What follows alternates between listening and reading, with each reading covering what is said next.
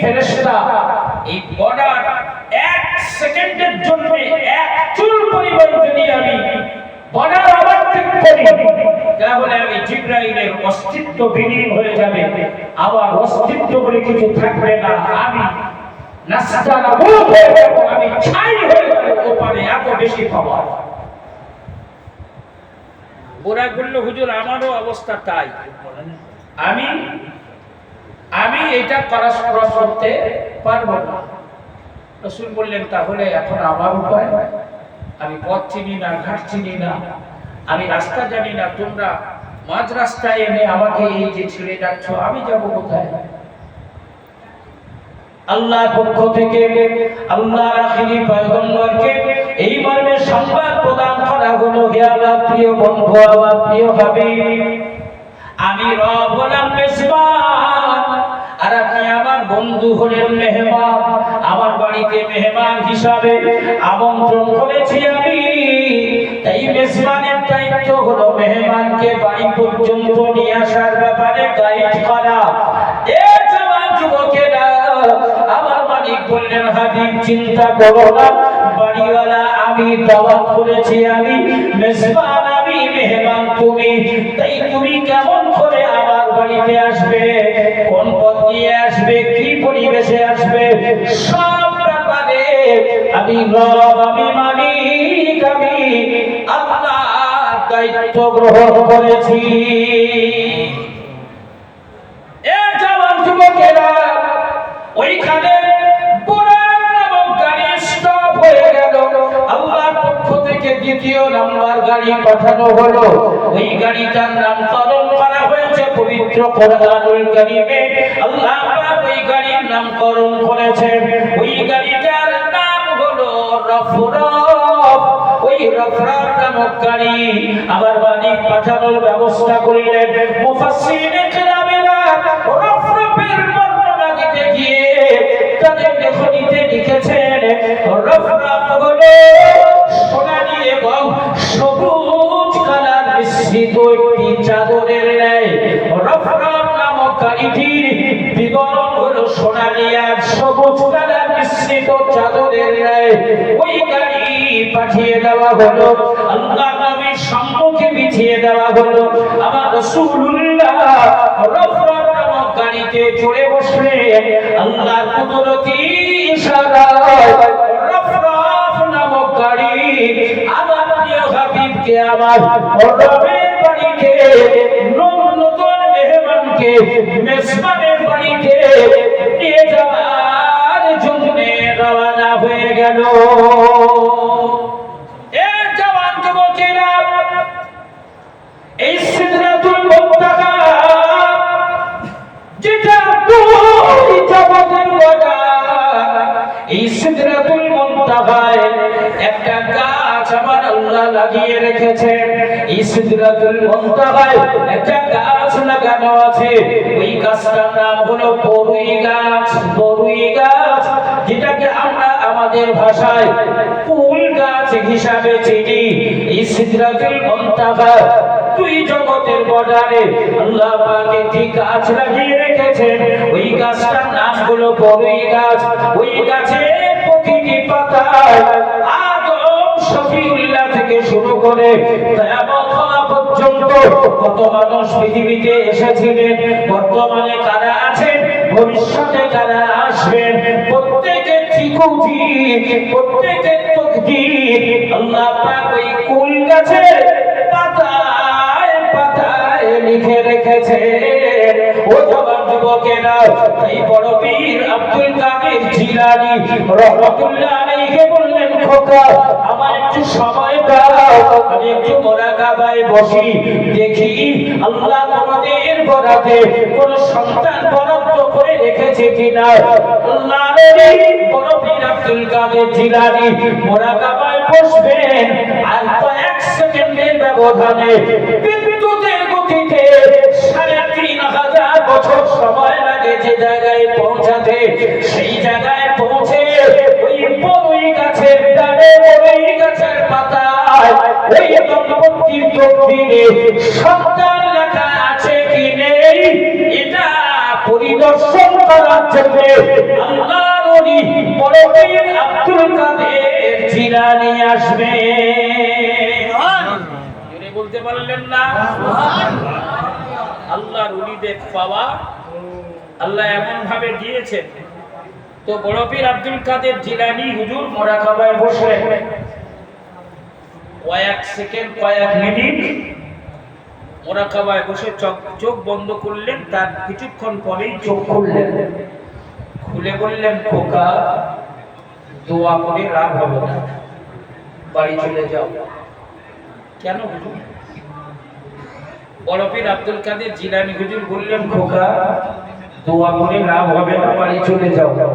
এরা বললেন, কেন হুজুর? হুজুর বললেন, আমি মুরাকাবায় বসে দেখলাম আল্লাহ পাক তোমাদের কপালে, তোমাদের তকদিরে, তোমাদের বরাতে কোন সন্তান বরাদ্দ করে নাই। আল্লাহর পক্ষ থেকে তোমাদের সন্তান দেওয়া হয় নাই।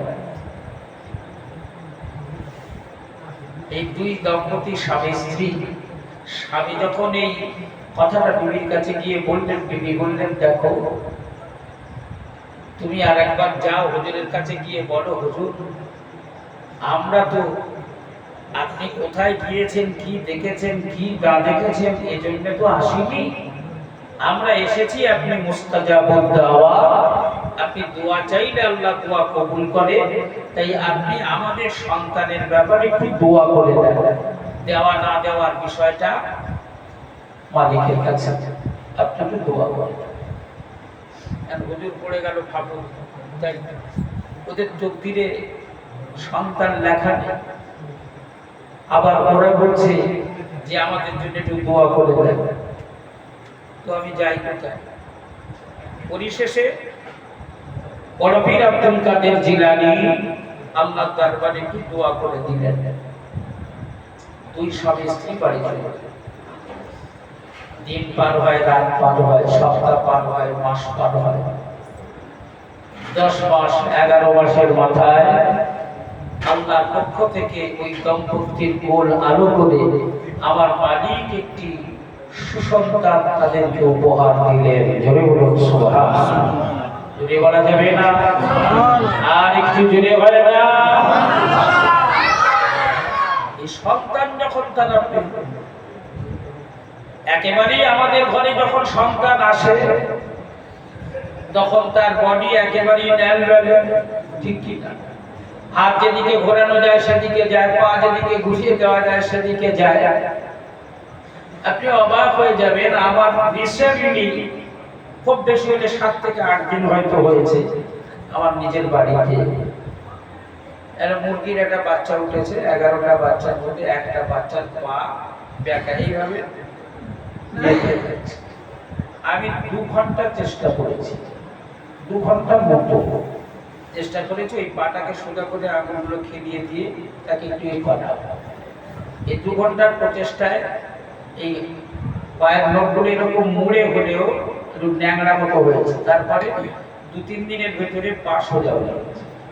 অতএব প্রথম যখন বাচ্চা কাচ্চা পৃথিবীতে আসে একেবারেই ন্যালবাল করা শরীর, যার যেদিকে উল্টে দেবে ওদিকেই চলে যাবে।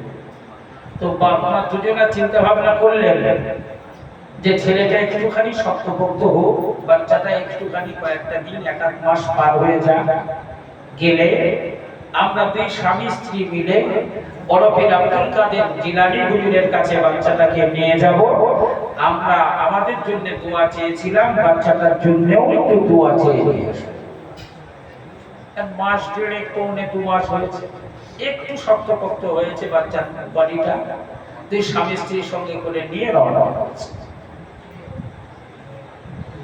চলো বড় পীরের দরবার থেকে একটু ঘুরে আসি আর বাচ্চাটার জন্য একটু দোয়া চাই।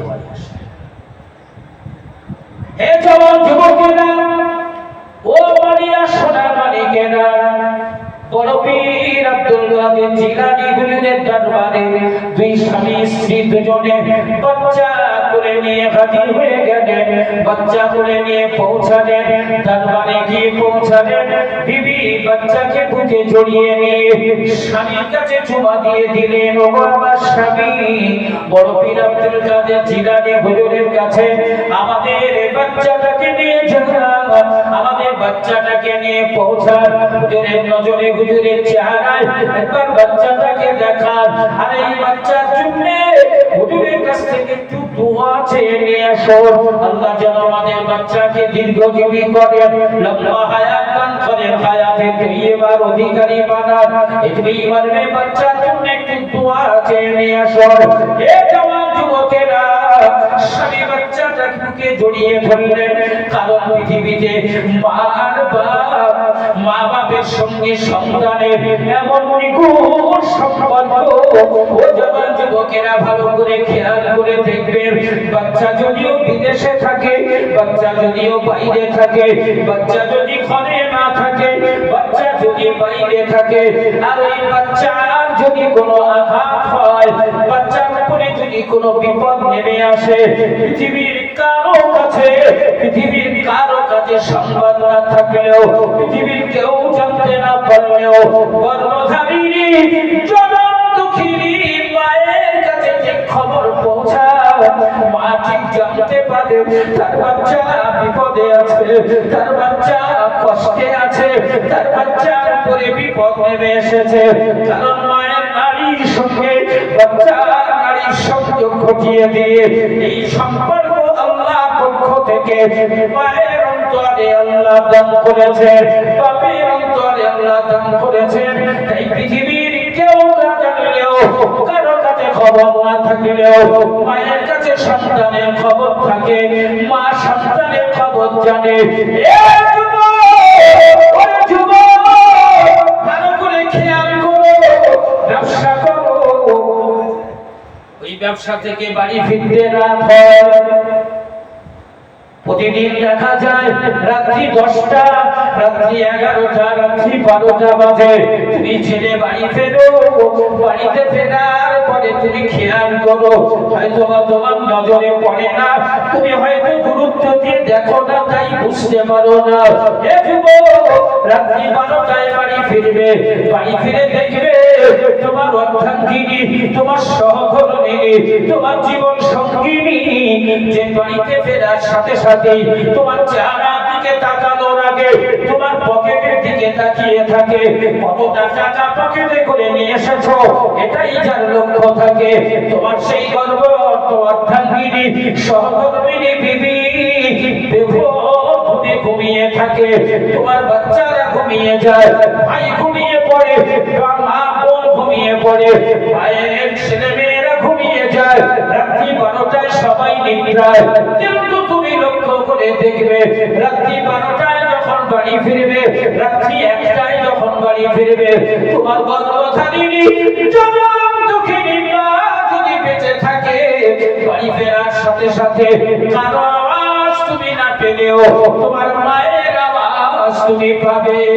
মা তোমার বাড়িতে ঢোকার সাথে সাথেই আওয়াজ দেবে, খোকা বাড়ি এসেছিস বাবা, এত রাত কেন করলি, এত রাত কেন হলো, কেন এত দেরি করলি বাবা, রাস্তায় কি কোনো বিপদ হয়েছিল? এ জওয়ান যুবকেরা, মায়ের সাথে সন্তানের এই সম্পর্ক, এই ভালোবাসা, এই মহব্বত আমার আল্লাহ দান করেছেন। তাই বড় পীর আব্দুল কাদের জিলানী হুজুরের দরবারে বাচ্চাটাকে নিয়ে যাওয়া হলো। আব্বা বাচ্চাটাকে নিয়ে গেলেন, হুজুরকে লক্ষ্য করে সালাম দিলেন, ও আল্লাহর নবী মুস্তাজাবুদ দাওয়াত, আপনার কাছে খুশির সংবাদ নিয়ে এসেছি। ও আল্লাহর নবী, মনে করে আপনার 1 বছরেরও বেশি সময় আগে আমরা 2 স্বামী স্ত্রী এসেছিলাম, আপনি আমাদের জন্য একটু দোয়া করেছিলেন, আল্লাহ আপনার দোয়া কবুল করেছেন। তাই আপনার দোয়া উসিলায় আমার আল্লাহ আমাদের কোরআন করে এই সুন্দর বাচ্চা দান করেছেন।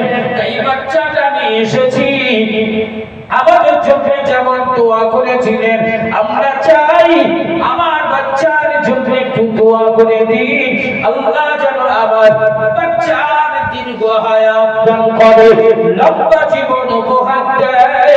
আমার আল্লাহ আমার বাচ্চার যেন হায়াতে তৈয়বা নসিব করে দেয়। এজন্য বাচ্চাকে আপনার কাছে দোয়া করার জন্য নিয়ে এসেছি।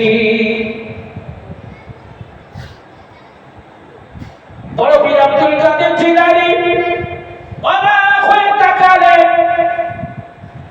ওই যুবককে লক্ষ্য করে বললেন, যুবক খবরদার আগে বাড়বে না, ওখানেই দাঁড়িয়ে যাও। খবরদার আগে বাড়বে না, ওখানেই দাঁড়িয়ে যাও। সত্য করে বলো বাচ্চা হলো কি করে, বাচ্চা কিভাবে সম্ভব হলো, এই বাচ্চা কেমন করে হলো।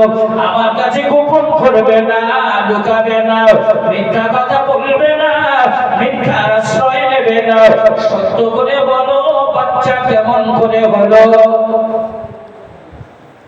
যুবক বললেন, বাচ্চাকে জড়িয়ে ধরে আদরের চুমা মুখে দিয়ে বললেন, হুজুর তা তো বলতে পারবো না, আমরা আপনার কাছে দোয়া চেয়ে নিয়ে গেছি, আল্লাহ পাক আপনার দোয়ার ওসিলায় আমাদেরকে বাচ্চা দিয়েছেন, এইটুকুই জানি, এর বেশি বলতে পারবো না। বড় পীর আব্দুল কাদের জিলানী হুজুর বললেন, হতে পারে না, অসম্ভব, এটা সম্ভব হতে পারে না। সত্য করে বলো বাচ্চা কিভাবে হলো। বললেন, হুজুর জানি না, আপনি দোয়া করেছেন তাই আল্লাহ বাচ্চা দিয়েছে। বড় পীর আব্দুল কাদের জিলানী হুজুর যুবকটাকে লক্ষ্য করে বললেন, হে যুবক, বাচ্চা নিয়ে ওখানে দাঁড়াও, আমি আব্দুল কাদের আর একবার মুরাকাবায় বসি, আর একবার মুরাকাবায় বসে আমি দেখি আমার প্রথম দেখায় কোনো ভুল ছিল কিনা, আমার নাটানে ধরা পড়ে নাই, এমন ঘটনা ঘটেছিল কিনা। এইটাকে ওখানে বসিয়ে রাখলেন। বড় পীর আব্দুল কাদের জিলানী দ্বিতীয়বার আবার মুরাকাবায় বসলেন, চোখ বন্ধ করে নিলেন। এ জওয়ান যুবকেরা, এই চোখ বন্ধ করে আল্লাহ পাক এমন জগৎটার সামনে খুলে দেয়, এই শক্তি আমার আল্লাহ কিছু কিছু মানুষের সিনায় দান করে, যারা এই শক্তির অধিকারী, যারা আমার আল্লাহর কাছে নিজের যোগ্যতা প্রমাণ করে, ভালোবাসা প্রমাণ করে, আমার মালিকের গোলামি স্বীকার করে এই জায়গায় নিজেকে পৌঁছে দিয়েছে। আল্লাহ পাকের মাহবুব বান্দা হিসাবে নিজেকে পরিগণিত করতে সক্ষম হয়েছে, মুস্তাজাবুদ দাওয়াতের অন্তর্ভুক্ত হয়েছেন, মুহসিন ব্যক্তিদের অন্তর্ভুক্ত হয়েছেন।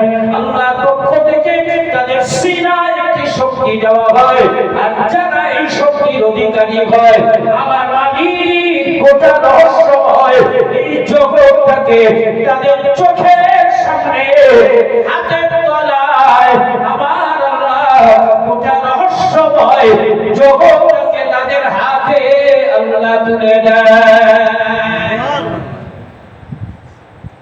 আপনাদের আলোচনায় কষ্ট হচ্ছে না তো? অসুবিধা হচ্ছে? অসুবিধা না হলে নিশ্চিত আমি বিশ্বাসী আপনাদের সুবিধা হচ্ছে। তো সেই সুবিধাপূর্ণ আওয়াজ নিয়ে একটু আমার মালিককে ডাকবে, এই ডাকায় যেন কোনো গরিবসী আর কোনো অলসতা না থাকে।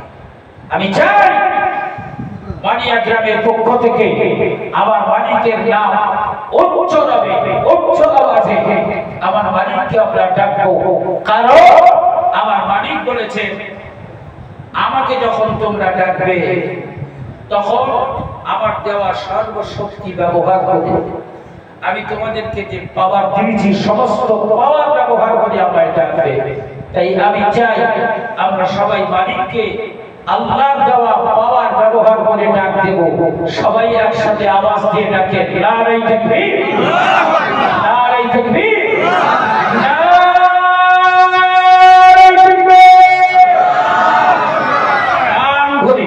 মহব্বতের সঙ্গে দরুদ শরীফ আল্লাহুম্মা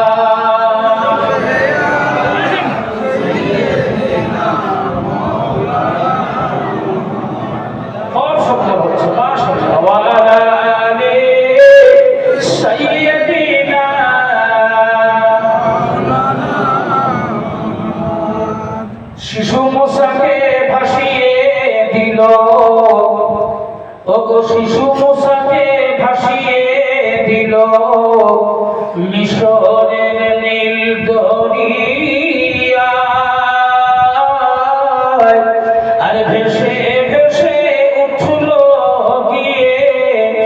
যে দুশ্মনেরই কিনারায় শিশু মুসাকে ভাসিয়ে দিল মিশরের নীল দরিয়া,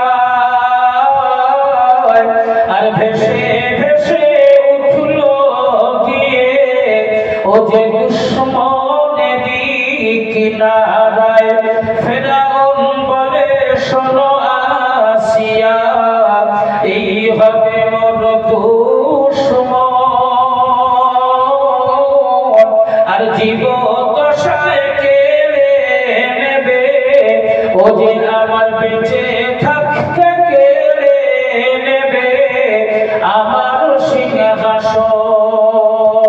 শিশু মুসাকে ভাসিয়ে দিল মিশরের নীল দরিয়া, আর ভেসে ভেসে উঠল গিয়ে ও যে দুশ্মনেরই কিনারায়। আল্লাহুম্মা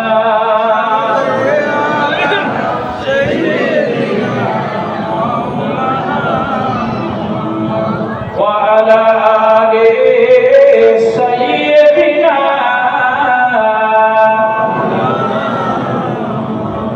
ও সোনার মানিকেরা, বড় পীর আব্দুল কাদের জিলানী রাহমাতুল্লাহ আলাইহি হুজুর মুরাকাবায় বসলেন। মুরাকাবায় বসে চোখ বন্ধ করে নিলেন, কয়েক মুহূর্ত পরে চোখটা খুলে ফেললেন। ফেরার পরে বললেন, হে যুবক, সত্য করে বলো তোমার এই বাচ্চা হলো কেমন করে? বললেন, হুজুর আমি তো জানি না, আপনি দোয়া করেছেন আল্লাহ আমাদের কোল আলো করে বাচ্চা দিয়েছেন। বড় পীর আব্দুল কাদের জিলানী হুজুর ওই সময় বললেন, শোনো যুবক, আমি দ্বিতীয়বার মুরাকাবায় বসে আবার দেখলাম আমি প্রথমবারে সিদরাতুল মুনতাহার সেই বরুই গাছের পাতায় আমি দেখেছিলাম আল্লাহ তোমাদের বরাতে কোনো সন্তান আগে রেখে নাই, তোমাদের কপালে কোনো সন্তান বরাদ্দ করা ছিল না। তাই আমি দ্বিতীয়বার আবার সেইখানে পৌঁছালাম, সেই বরুই গাছের পাতায় যেখানে তোমাদের তকদীর লেখা আছে সেই পাতায় গিয়ে আমি লক্ষ্য করে দেখলাম আমার প্রথম দেখায় কোনো মিস্টেক হয় নাই, আমার প্রথম দেখায় কোনো রকম ভুল ছিল না। প্রথমে আমি যা দেখেছিলাম এখনো আমার তাই আমি দেখলাম, তোমাদের কপালে কোনো সন্তান বরাদ্দ করা নাই। তোমাদের এই বাচ্চা হলো কেমন করে? আমার কাছে গোপন করো না, লুকিয়ে রেখো না, মিথ্যা বলো না, সত্য কথা বলো, বাচ্চা কেমন করে হলো? এই যুবক বললেন, হুজুর আমি আমার বাচ্চাকে খুলে নিয়ে বলছি, আমার কাছে গোপন করা লুকিয়ে রাখা কোনো বিষয় নয়। আমি আপনাকে এতটুকু বলছি আর অতটুকুই আমি জানি, আপনি মুস্তাজাবুদ দাওয়াত, আপনি আল্লাহর দরবারে দোয়া চেয়েছেন, আল্লাহ পাক আপনার দোয়া কবুল করেছেন, আমাদের ভালো করে আমার আল্লাহ বাচ্চা দিয়েছে, এর বেশি আমার কিছু জানা নাই। বড় পীর আব্দুল কাদের জিলানী হতাশ, না না হতে পারে না, আল্লাহ তকদীর কেমন করে, আল্লাহর লেখা কেমন করে পরিবর্তন হয়। ঠিক এই সময় আমার আল্লাহ পাকের পক্ষ থেকে, আল্লাহ পাকের তরফ থেকে যখন কোনো সংবাদ পৌঁছে যাওয়ার দরকার হতো, আর সেই সংবাদটা যদি কোনো নবী রাসূলের কাছে পৌঁছানো যেত, তাহলে আমার আল্লাহ জিবরাইল ফেরেশতাকে ব্যবহার করতেন। আল্লাহ পাক ফেরেশতা জিবরাইল আমিনের মাধ্যমে নবী রাসূলের কাছে সংবাদ পাঠাতেন, আর সেই সংবাদটা যদি কোনো আল্লাহর মাহবুব বান্দা, আল্লাহর কোনো পেয়ারা বান্দা, আল্লাহর কোনো পেয়ারা বান্দির কাছে পাঠানোর দরকার হতো, তাহলে আমার মালিক জিবরাইল ফেরেশতাকে ব্যবহার না করে আল্লাহর মহব্বতের, আল্লাহর ভালোবাসার, আল্লাহর পাগলদের কাছে এই সংবাদ পৌঁছে দেওয়ার জন্য আমার আল্লাহ পাক একটি পদ্ধতি ব্যবহার করেন। ওই পদ্ধতিটার নাম হলো ইলহাম, যেটাকে গায়বী আওয়াজের মাধ্যমে পৌঁছে দেওয়া হয়। আমার মালিকের পক্ষ থেকে